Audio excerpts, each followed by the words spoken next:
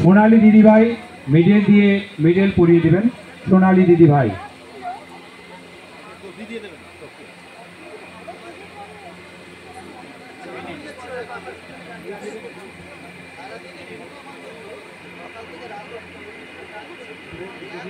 এবং সাথে একটি সম্মাননা স্মারক।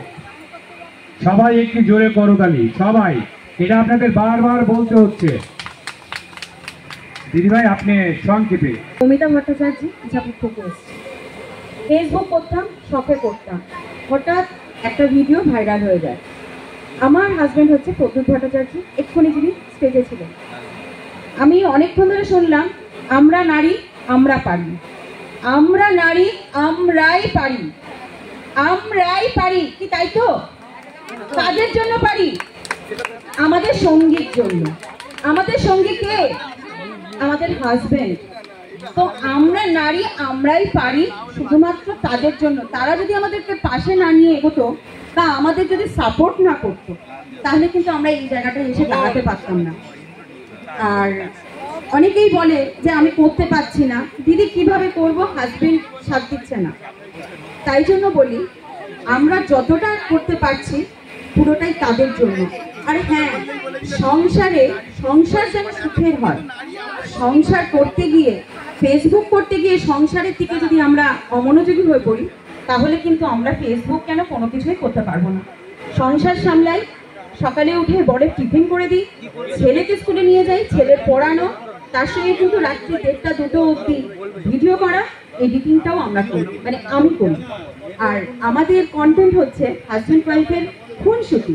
হয়তো একটুখানি গেলেও বুঝতে পারবেন, যদি আমাদের প্রোফাইলে যান দেখবেন। যদি চান হাসতে, আসতে হবে আমাদের বাড়িতে। মমিতা ভট্টাচার্য, প্রদ্যুৎ ভট্টাচার্য, দুটো আইডি একটুখানি খেয়াল রাখবেন।